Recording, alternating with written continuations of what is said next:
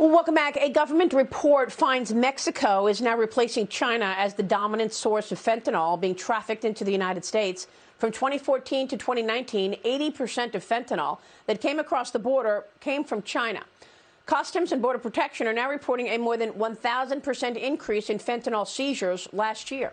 Joining me right now is Georgia Congressman, GOP Doctors Caucus member, and former pharmacist himself, Buddy Carter. Congressman, it's good to see you. Thanks very much for being here.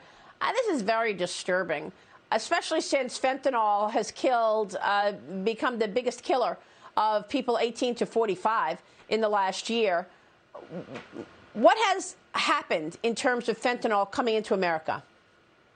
Well, obviously, our southern border. And, I just wish that this administration were more concerned, or as concerned, I should say, with our southern border and keeping fentanyl and illegal immigrants from coming across that border as they are with our northern border and keeping Canadian truckers from coming down. But the problem truly is the fentanyl that's coming across the southern border. And yes, you are correct. A lot of it is being made in Mexico now, in Central America. However, that supply chain, the active pharmaceutical ingredients, a lot of that's still coming from China. And that's where they're working with the cartels, and then that's where the fentanyl is originating from. So let's don't discount China at this point either, because they still have an active role in that. And we could probably learn some things about their supply chain, because evidently there's no problem there with them.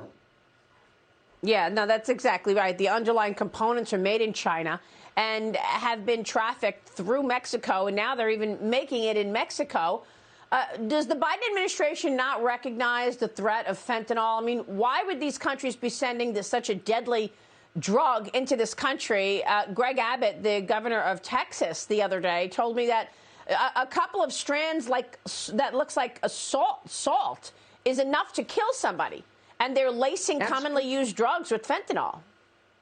Absolutely, and that's why they're encouraging our police and Border Patrol agents to wear gloves, because it can actually be absorbed through the skin and actually kill them. It's that potent, it's that poisonous, and that's what we have to keep in mind. 2 out of every 5 counterfeit pills that are out there now are laced with fentanyl. It's cheap, they lace it so that they can get more of a high.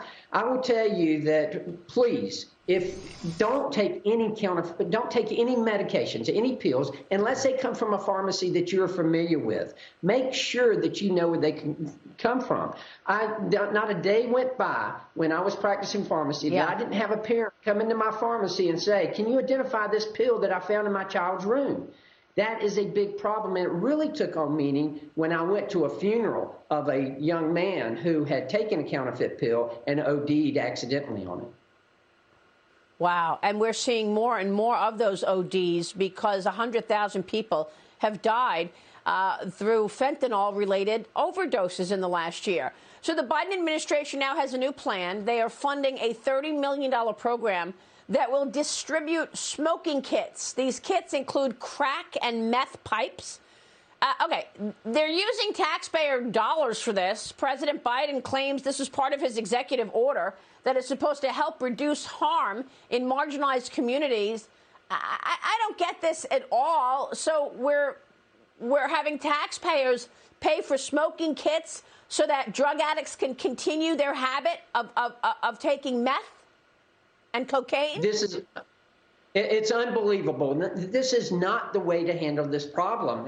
Look, we've got to stop this. This is ludicrous to supply them with this. I mean, you don't give an addict more of what they're looking for in that. You try to help them, and we've got to treat them. It is truly a disease. Look, over the years, I've learned that addiction is a disease, and it's something that we have to treat. Yes, these people do need treatment. We can't ignore them. We've got to do that. We've got to help them get better. They want to get better. Nobody goes and says, "I want to be an addict." No, it is highly addictive, and people are prone to this. That's why we've got to address it like this. But supplying them with this type of thing, this is totally wrong. I mean, it's amazing how the administration is dealing with the crime spike, truly. Congressman, thanks very much for being here this morning. We'll keep watching this. Buddy Carter joining us. Thank you.